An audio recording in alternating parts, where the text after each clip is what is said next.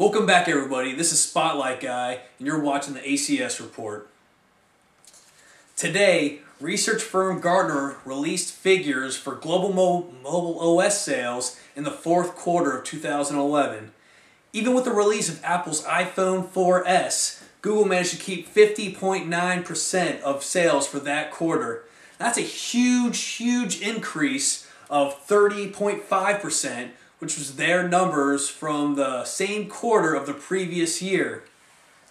So with Android becoming the leader in the smartphone world, one can only wonder what new innovations will be coming our way next. If you own a Motorola Xoom Family Edition, Razr, the Atrix 4G or any of the Atrix family, or the Photon 4G, then you'll be happy to know that Android 4.0 will be coming up in your very near future. The same goes for the XY board tablets and the newly released Droid 4. Updates should start rolling out as soon as quarter 2 and carrying on to quarter 3, but we'll see if that actually happens. ACES transformer owners have yet again been denied their very hopeful ICS updates. What was expected was an update to 4.0 in the January-February time frame has now been bumped back. According to ACES Singapore, they are now looking at a February-March window to get that release out. Everybody knows that nothing is ever set in stone in the Android world, so it might change again. Who knows? Once I get updated new information, I'll be sure to let you guys know. So all you ACES transformer guys will be very happy. Is Samsung planning on unveiling a 10.1 version of the Galaxy Note already? All sources point toward yes. First, there was the mention of the Galaxy Note 10.1 in the description of Samsung's Mobile World Congress Developers Day. Then there was some documents that were found by The Verge that were mentioning a casting call for a new Samsung Galaxy commercial where they will showcase a Galaxy Note 10.1.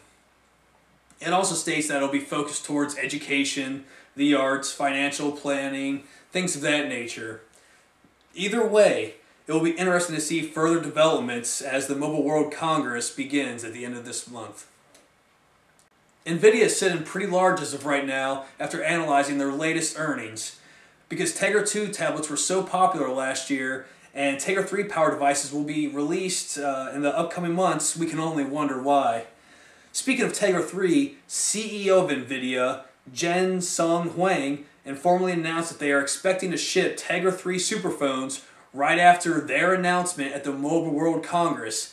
That is this quarter. So we are expecting to see Tegra 3 powered devices as in the very upcoming future, within the next couple months, if anything that the CEO says is true. So we will only see.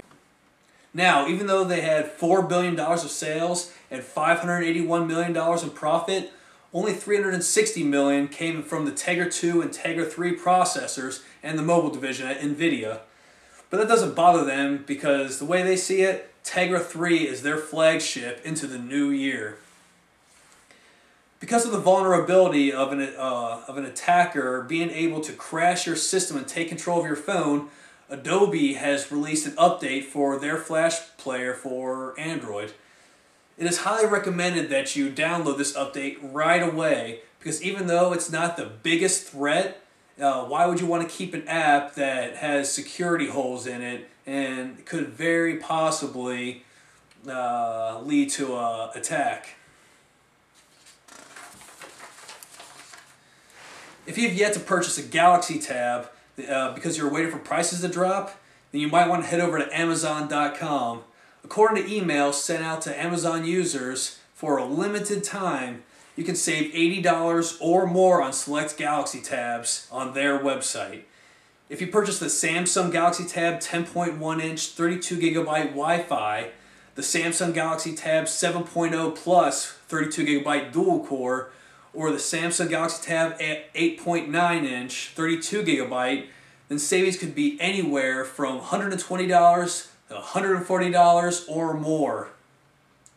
Now, this could be a clever way for Samsung to sell a lot of their tablets so they can make room for the recently announced Galaxy Tab 2.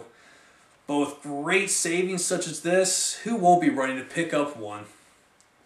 RIM has decided to extend their deadline for Android app developers to March 2nd. This is because of the huge interest in the Blackberry Playbook giveaway, and so they have time to further analyze and approve apps before they incorporate them into their market.